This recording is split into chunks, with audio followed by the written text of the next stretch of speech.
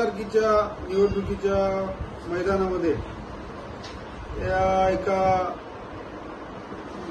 पक्षातल्या एमआयएम सारख्या एका धार्मिक द्वेष पसरवणाऱ्या पक्षाच्या नगर शहरातील ते काहीतरी एका अशरफी नावाच्या माणसाने फॉर्म भरला।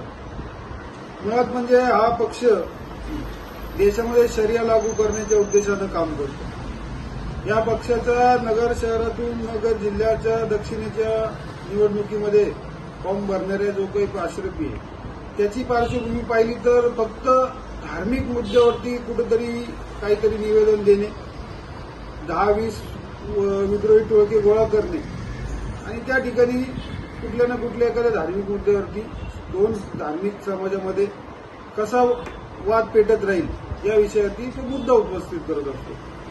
आणि आज पाहिलं तर या एमआयएम सारख्या पक्षाची भीती या मुस्लिम महिलांनाच वाटते, कारण शरियाच्या कायद्यानुसार यांना देशामध्ये शरिया लागू करायच्या हिशोबाने हे एमआयएमचं पक्ष काम करत असतं। आणि 3 तलाक सारख्या मुद्द्यावरती ज्यावेळेस या महिलांना सुरक्षितता मिळाली, ज्यावेळेसपासून 3 तलाक लागू झाला देशामध्ये, त्यानंतर या मुस्लिम महिलांना एक कुठेतरी सुरक्षित जगण्याचं एक त्या ठिकाणी प्लॅटफॉर्म मिळाला। आणि आज मुस्लिम महिला आपण पाहतो की कुठेतरी गेम चेंजर झालेला आहे निवडणुकीमध्ये। त्यांचा जो काही मतदानाचा कल आहे तो अशा मुद्दा हाताळणाऱ्या पक्षांकडे वाढलेला आहे। आज या देशामध्ये जे काही महिलांचा विषय आहे त्यामध्ये प्रामुख्यानं मुस्लिम महिलांना या ठिकाणी मान सन्मान मिळत नव्हता, तो मान सन्मान आता या ठिकाणी मिळतोय। तर ह्या पक्षाची आयडिओलॉजी ही मुस्लिम महिलांच्या बाबतीमध्ये जर आपण पाहिली तर ती शरियाच्या नुसार आहे।